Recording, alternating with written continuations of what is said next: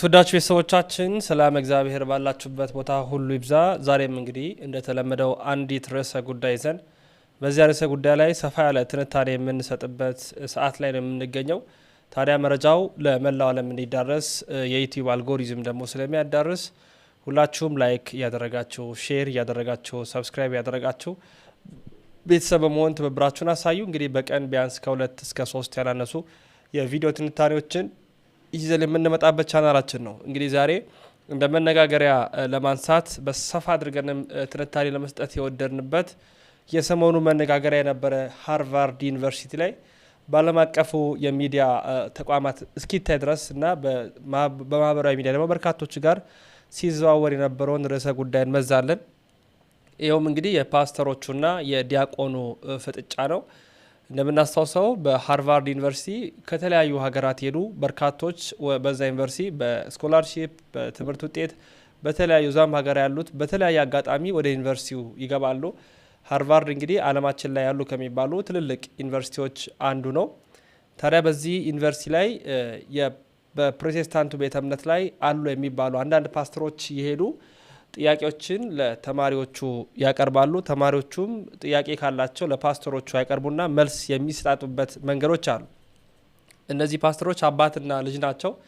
በተለይ ለረጅም ጊዜያት በተለያዩ ሰዎች የሚገኙባቸው ተማሪዎች የሚገኙባቸው ተቋማት ላይ የተገኙ የራሳቸውን የሆነ አስተምህሮቶች ይነዛሉ። ፕሮቴስታንታዊ የሆነ ሀሳቦችን ያስቀምጣሉ።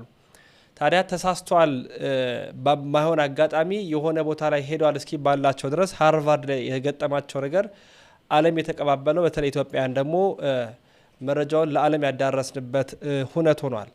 ድርጊቱ ምንድነው? በሃርቫርድ ዩኒቨርሲቲ የሚማር አንድ ዲያቆን በዛ የሚገኝ ሰው ነበረ። ታዲያ እንደለመዱት ጥያቄ ካላቸው ጥያቄውን ወደ ፓስተሮቹ እዛ ያሉ ተማሪዎች ያቀርባሉ። ፓስተሮቹም እንዲሁ መልስ ይሰጣሉ። በመካከል ታዲያ ዲያቆኑ ተነስቶ ኢትዮጵያዊ ዲያቆን ተነስቶ ኢትዮጵያዊነት ለዛውን ጠብቆ ጨዋነቱን ጠብቆ ቃላት መርጦ 11 ደቂቃ ከቆመበት ሳይንቀሳቀስ የተለያዩ ጥያቄዎችን አቅርበውላቸው ነበረ። የመጀመሪያው እንግዲህ ካሜራማን ሆኖ የነበረው አባት የተባለው ፓስተር ነው። ይመልስ የነበረው ደግሞ ልጅ የሆነው ወጣቱ ፓስተር ነው እና 11 ደቂቃ ሙሉ ዲያቆኑ ቆሞ ጥያቄዎችን ሲጠይቅ ነበር። የተወሰነውን ቀንጨብ አድርገን እናሳያችሁና ዲያቆኑ ራሱ ማን ነው የሚሉትንም የተለያዩ ቪዲዮዎች አሳያቸዋል። በቅድሚያ ግን ሃርቫርድ ላይ የነበረውን የተወሰኑ 3 ደቂቃ የምትሆን ቪዲዮ እንካተል። ዓለምን ጉድ ያሰኘው በሃርቫርድ ዩኒቨርሲቲ የተደረገ በፓስተርና በኢትዮጵያዊ ዲያቆን ምህረት መካከል የተደረገው ክርክር ነው። ፓስተሩ በቅዱስ ቁርባን ላይ ያለውን ምልከታ የተሳሳተ ስለመሆኑን ያልጠበቀው ምላሽ ያገኘበትና መላው ዓለም የተቀባበለው እውነት ሆኖ የታየበት ዝግጅት ነው። እንሆ ይህንኑ ወደ አማርኛ የተቀየረውን ዝግጅት ወደ እናንተ እናቀርባለን። አብራችሁን ቆዩ። ፓስተሩም ህብስቱ የምር የጌታ ስጋ ጽዋውም የጌታ ደም ነው ካልክ ከመስቀሉ በፊት ባለው ሐሙስ ከሐዋርያት ጋር ሳለ የራሱን ስጋ በላ ልንል ነው? አንዳቸውም በጌታ ወይም በሐዋርያት ጊዜ የነበሩ አይሁዶች እንዲህ አያምኑም ነበር። ሰው እንዴት የራሱን ስጋ ይበላል? በማለት ተቃውሞታል። ፓስተርዬ እያለ ቀጠለ። ዲያቆን ምህረትም ሰው እንዴት የሌላ ሰውን ወይም የኢየሱስን ስጋስ ቢሆን ይበላል ብላ ተብሎ ስለታዘዘ እንጂ አለው። ይህ የሰው ትእዛዝ እንዳልሆነና በመንፈስ ቅዱስ በአባቱ በአብ በመንፈስ ቅዱስ በቃል በወልድም ትእዛዝ እንጂ የተሰጠ መሆኑን ነገረው። ጌታን የተቃወሙ አይሁድም እኮ ያኔ እንዲሁ ነበር የሚሉት። በፕሮቴስታንትም እምነትና በአይሁድ እምነት መካከል ምንም ልዩነት የለም እኮ እንዲህ ነበር ያን የሚያሉት። ጠለትን ምስጢር የተረዳውን እውቀት እንዲህ ነው የገለጠለት። He said because some of you have not examined yourselves and are partaking unworthily, he says some of you are sick and some of you sleep. This is in 1 Corinthians 11, meaning they died from partaking it unworthily. So if it's just mere bread and wine, why is St. Paul saying it's killing Christians? Excellent question. Contextually, because people were not doing it in such a way that was obviously worthy and in a worshipful manner towards... That's not the Imam. I don't believe in the scholastic idea of transubstantiation, but I do believe in the real presence. And my argument... I believe that there's presence there. Well, it's actually his body and his blood. That's transubstantiation. No, transubstantiation is the metaphysical idea that the substance goes from being the substance of bread and wine to The actual substance, but it's right? connected. It's But connected, right? you could believe in consubstantiation like Lutherans believe. Sure. You could believe in other So metaphysical are those things. salvific? Do you need to believe in those things? No. What I think is necessary is to believe in the faith of the apostles, and they believe that was truly his body and his blood. That's what all So of if you don't believe in what the apostles teach on communion specifically, that the body is the actual body in the bread, Right. and the blood in the wine, then are you not saved? So I think you're kind of viewing salvation as a one-time thing, which I think in of itself is a Protestant worldview. I think the patristic understanding of the early Christians was that salvation is union with God. So it's a process. And ዲያቆን ምህረት በማያሻማ መልኩ መጻሕፍትን እየጠቀሰ መማር ያለብን መመስከርም ያለብን ሐዋርያት የተናገሩትን በዕለቱ የነበሩት ሐዋርያት የሰሙትን የጻፉትን ያብራሩትን እንጂ ያንተ ምልከታ መሆን የለበትም። ይህ የማይገባ ቢሆን ሐዋርያት ይጽፉ ነበርም። ከሐዋርያት በኋላም የተነሱት እነ ቅዱስ ሄሬኔዎስም ቢሆን ሌሎችም አበው ይህንን አላስተጋቡም። አንተ የአይሁዶቹን ትምህርት ስለምን ታስተምራለህ የሚል ነበርም። የዲያቆን ምህረትና የፓስተሮቹ ፍጥጫ በጣም 11 ደቂቃ ያህል ነው። ያን ሁሉ መተንተኑ ወይ ለእናንተ ማሰማቱ አስፈላጊ ሆኖ ስላላገኘ ነው። በቀላሉ ማህበራዊ ሚዲያ ላይ የምታገኙት መረጃ ነው የሚሆነው። እንደተከታተል ነው እንግዲህ የኦርቶዶክሳዊነት ለዛ ምን ያህል እንደሆነ የጠለቀ እውቀት ደግሞ ሲኖር በምን አይነት ቦታና በምን አይነት ደረጃ ለእግዚአብሔር መመስከር እንዳለብን የሚያሳይ ነው። ዲያቆን ምህረት ሀገር አሜሪካ ላይ ያለ ዲያቆን ነው። በቅዳሴም የሚያገለግል ደግሞ የራሱንም ስራ የሚሰራ ነው። በአጋጣሚ ሆኖ በሚማርበት ትምህርት ቤት ሃርቫርድ ላይ ድንገተኛ የሆነ ነገር ተፈጠረ። እሱም የፓስተሮቹ መምጣት ነው። ኋላ ደግሞ ጥያቄ የማንሳታቸው ጉዳይ ነው። እሱ ሲመልስ የነበረው ከጥንት አባቶቻችን ከሐዋርያት ያልወረስነውን ነገር ፕሮቴስታንቲዝም እያመጣ ነው የሚገኘው። ይበልጡን ደግሞ በከበረ ስጋ ወደሙ ላይ ያለው እሳቤና አስተምህሮ ከአይሁዳውያን የተለየ አይደለም በሚል ነው የቆመው። እንደምናስታውሰው እንግዲህ ኦርቶዶክስ ተዋሕዶ ቤተክርስቲያን ባህሪያቶች አሏት። ባህሪያቶቿ ደግሞ መለያዎቿ ናቸው። አንደኛው ዓለም አቀፋዊ መሆኗ ነው። ሁለተኛ ኩላዊ መሆኗ ነው። ሶስተኛ አንዲትና አራተኛና ዋናው ደግሞ ሐዋርያዊት መሆኗ ነው። ሐዋርያዊት ማለት ሐዋርያዊ ቅብብሎሽ ያሉባት ማለት አፖስቶሊክ የሚባሉ አለ አይደል? ሴክሲሽን የሐዋርያዊ ቅብብሎሽ ማለት ከሐዋርያት ጀምሮ ከዛ በኋላ የመጡ ሐዋርያን አበዋሉ። ከዛ በኋላ ከሐዋርያን አበው ደግሞ ሰማዕታቱ፣ በሰማዕታቱ በኩል ሊቃውንቱ እያለ እኛ ጋር ደርሷል። ያ ክርስትና ተዋረድ ነው። 12ቱ ሐዋርያት ሕግ ደንግገው እንዳይነሳ እንዳይወርቅ ማለትም ከዚህ በኋላ የቤተ ክርስቲያን አቋም ይህ ይሁን ብለው በሐዋርያት ጉባኤ ወስነው ተስማምተው ሰጥተውናል። ከዛ በኋላ የመጡት እነ ቅዱስ ፖሊካርፐስ፣ እነ ቅዱስ አግናጢዮስ ምጡል አንበሳ፣ እነ ቅዱስ ሌሎች ሄሬኔዎስን ጨምሮ በርካቶቹ ተነስተዋል። ከዛ በኋላ ሰማዕታቱ ደግሞ መጥተዋል።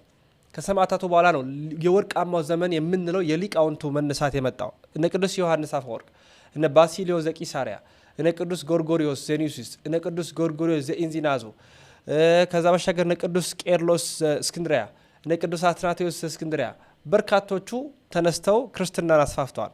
በዚህ ደግሞ እነ ቅዱስ ኤፍሬምም በክታባቸው፣ በጽሁፋቸው፣ በአስተምህሮቶቻቸው ክርስትናን አንስተዋል፣ አስፋፍተዋልም። እነዚህ የምንጠራቸው ሊቃውንት የሚነሱበት ወይም የሚመዘዙት ሐዋርያ የሆነ መልሶችን በመያዝ ነው። ታዲያ ያውኑ በተለይ ዲያቆን ምህረት ያነሳ የነበረው ጥያቄ ፕሮቴስታንቲዝም ያመጣ ያለው አስተምህሮ ከሐዋርያት የመጣ አይደለም፣ እንደውም እናንተ ከአይሁዳውያን ጋር የተመሳሰለ ነበረ ሲል ነበር። እንደውም ኋላ ላይ ያስተማሩን ሌላ ኢሹ አነሳላችኋለሁ። ከዛ በፊት ግን ዲያቆን ምህረት በህዳር ጽዮን ላይ እንዴት እንደነበር ላሳያችሁ።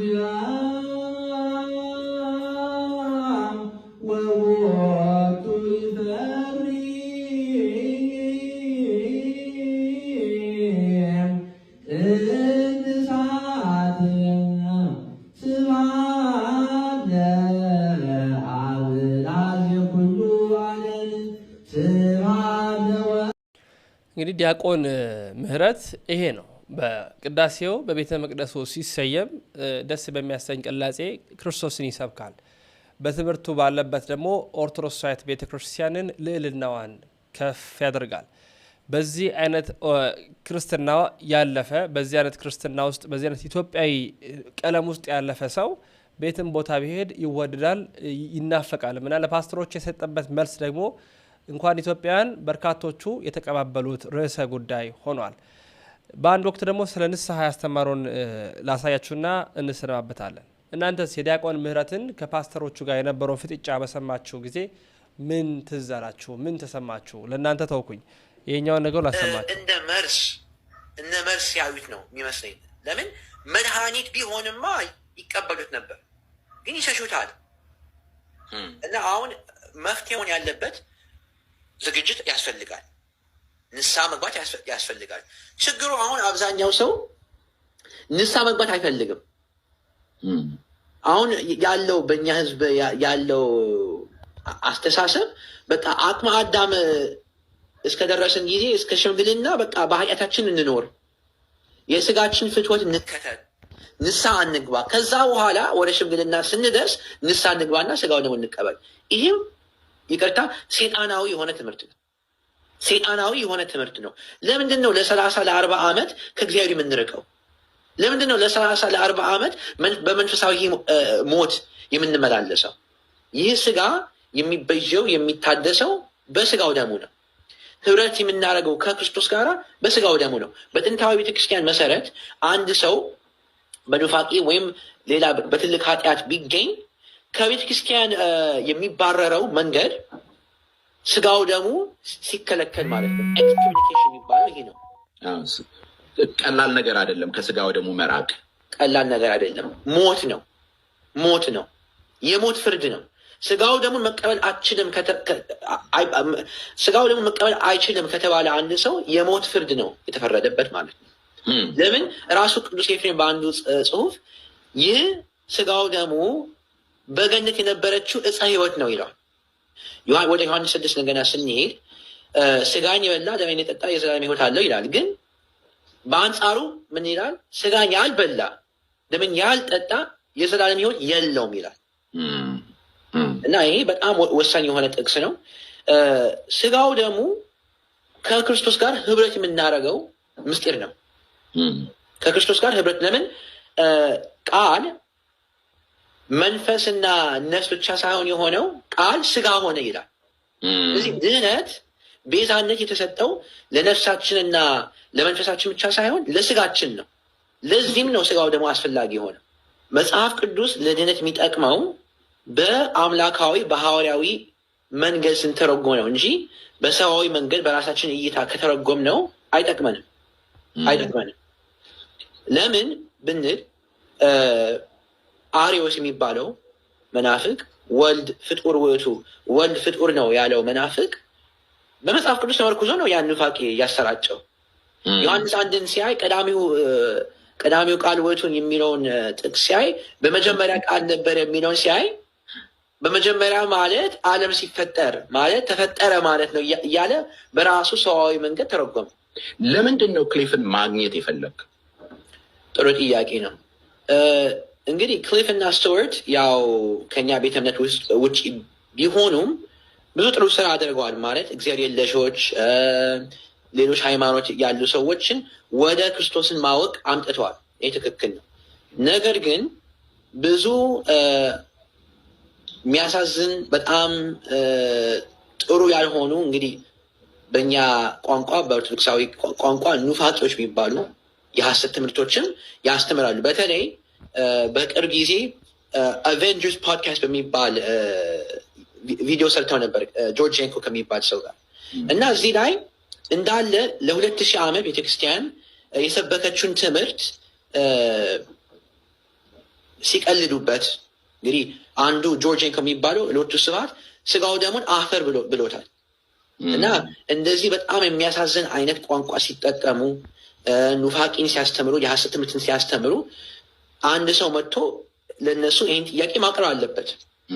ስለዚህ ያ እድል ሲሰጠኝ እንግዲህ አውጥቼ ነው እነሱ እኔን የመረጡኝ። ስለዚህ እድሉ ሲሰጠኝ ያን እድል ተጠቅሜ ያው እግዚአብሔር እያገዘኝ ጠየቅኳቸው። ግን በጣም አጋጣሚ ነው ራሱ እግዚአብሔርን ያዘጋጀው።